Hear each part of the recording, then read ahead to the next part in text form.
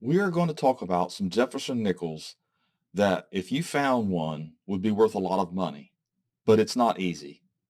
It's probably one of the most difficult things to do is to grade coins, modern coins that are business strikes and business strikes only. We're not talking about proofs here. We're not talking about SPs, special strikes, SMS. We're talking about just mint state, MS, BU that was minted for circulation. But it's hard to search those and find full steps or high grades. But there are certain dates and mints that are worth a lot of money, and if they have full steps, then they're worth even more. Now, all proofs have full steps, so that doesn't mean anything. They don't get that designation. We're only talking about business strikes here. The other thing that surprised me, there's no MS-70 graded Jefferson nickels. None. I mean, that is something I did not know. I just learned that today of all the things that I never looked for and never looked at. And I'll show you the reason, one of the reasons. But like I said, I didn't know that there wasn't any that didn't make it. Yes, there's some of the 94 and 97s that were in the coin and currency sets, the matte finishes or whatever you want to call it, the satin or the SPs. There are some of those in 70, but not just your regular business strikes. That's pretty amazing. Well, let's talk about this for a second. So first off, let's not pay attention to this kind of stuff. This SGS and INB, they're going to put 70 on these, and they're not 70. And there's a reason why. Here's an example of a 68. And as you can see, these coins were mishandled. They were meant to be circulated. They weren't, handled with care, in other words. And they are a very hard alloy. One of the hardest alloys the U.S. Mint has ever used.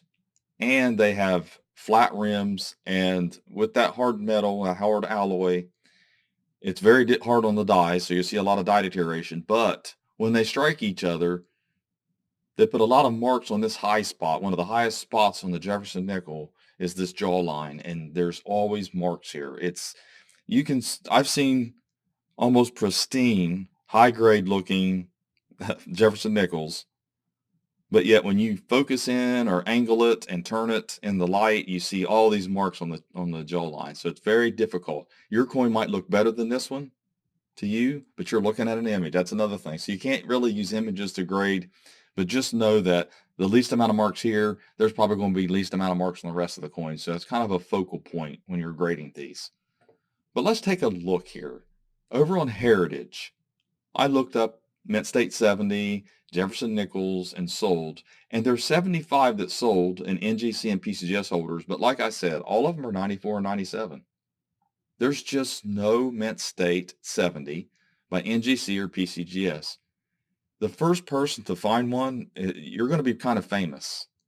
But you probably got better odds of winning the Powerball, to be honest with you. I mean, it's nice to dream. It's nice to try to find one, I guess, if you love searching and that's your thing. Because, I mean, the hobby's fun. I've done it before. Trust me. I've looked through rolls looking for that. I've looked through mint sets looking for the best ones. I've done it. I don't have a lot of time to do it now, and I don't want to discourage anyone from doing it by saying what I say here. But, hey, if it's fun for you, do it. Look for that coin. Send a few off. What you want to do is a bulk submission, though. You want to come up with about 100 of them, and you want to send off the best that you found. That's how you want to do this. It's going to be cheaper. You're going to, maybe $13 a coin or something if you send 100 in. It's still a lot of money.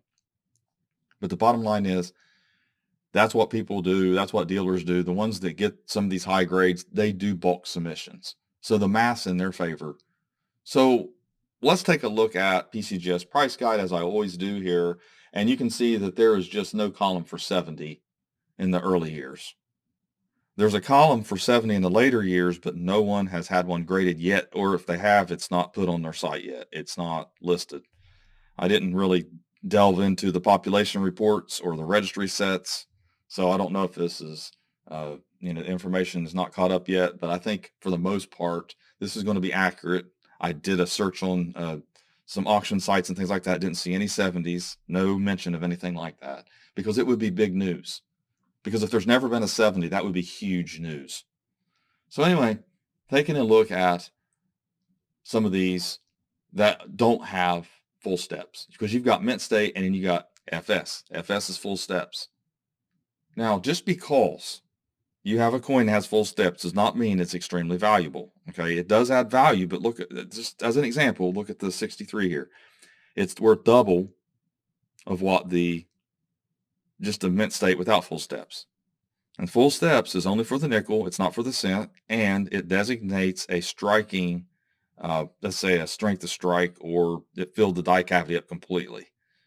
So in other words, the die was newer, more than likely, didn't have a lot of wear, and it was adjusted appropriately between the two dies, the die pressure, and it struck those steps so that they're full. They're all there. I know people argue about 5 and 6 steps and all that. I do have a video on the steps, more detail. I can put that in the description and a pinned comment. But bottom line is that's what you're looking for, is the full steps, but you also have to look for the grade. But there are some issues that are extremely rare in full steps, and one of them is the 1939 double Monticello. Now, we're not talking about varieties here, but they are on this list, and I just wanted to show you. But there are some non-varieties that are extremely rare with full steps, or hardly ever found with full steps. But here is a 69. This is probably one of the highest graded ever. It's a Jefferson Nichols. There's a 69 right there, 1,750. I don't have an image of it, so I don't know what it looks like. But it'd be nice to see that. It'd be nice to see some of these 68s. That you can see some of those over on Heritage Sold Auction Stacks. Look at the images really close.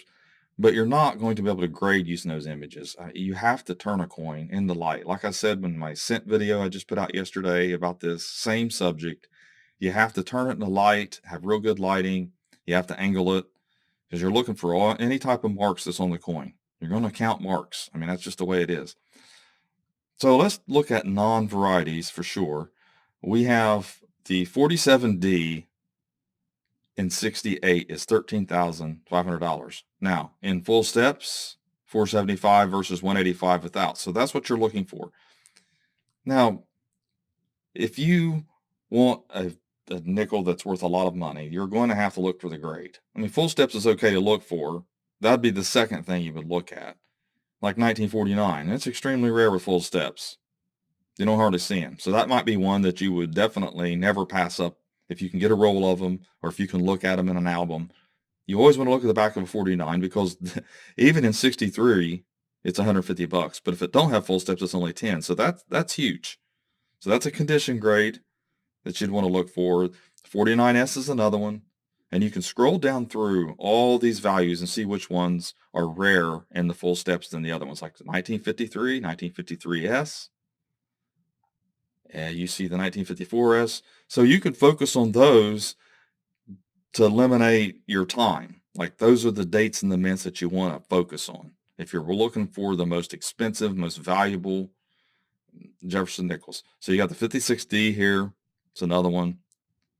But there are a lot of these that are valuable, and I see rolls and rolls of these. I mean, look at the 63D. So difficult to get in full steps that even in 60, it's worth $150. So you can go through roll after roll after roll and never find full steps because that's how rare they are. But the fact that they do have some, $150 means that there's enough out there that there's probably still some to be found in the lower grade. Because $150 is not a lot. But then when you get to 63, that's where it really gets difficult, more difficult. So it's going to be hard to get these grades. I get that. So we'll scroll down through here. Like I said, this is PCGS Price Guide. Just go to PCGS Price Guide. If you're interested in this, you're going to want to send it to PCGS because modern coins just sell for more. That's just the way the market is. People trust PCGS more. Also, it's not just that. It's just the registry sets are create a little more allure for this. People love to get the high top pop registry sets and put their name on it. It's like kind of like a little game, a little bit of fun added to the hobby there for them. I mean, look at this. A 43D, if you get full steps in 68, it's $20,000. Of course, that's, 68 plus. But anyway, the higher the grade, the better. And then flip it over and see if it's got the full steps. But don't look at full steps first. Look at the 70D. I mean, that's just... And see, they do have a column for 70. But these are all coins you can find rolls and rolls of. So I would be looking for the more modern 60s and up if I was going to look for something like this. And I'd be looking for the higher grade and then flip it over and look for that full steps. But see, some of these though in the lower grades, so, like I said, maybe I'm kind of flipping it a little bit here, but even with these dates and mints, make your list because they're even worth something in the lower grades with full steps. That's the thing of it is, if you think you got full steps, the problem with it, sometimes they have too many marks on them and they won't get full steps. They don't always play by the rules here. And sometimes you'll see auction records, they'll have full steps on them, but they'll have marks on the steps. They said they don't designate as full steps with those kind of marks. You'll see that too. I know it's kind of flip-floppy here, but the best thing to do is that make you a list of the ones that you want to focus on, even in low grades that might have full steps that are worth money, 66, 68. You can go back up to the other earlier dates and look for the ones that are worth something in the higher grades and full steps.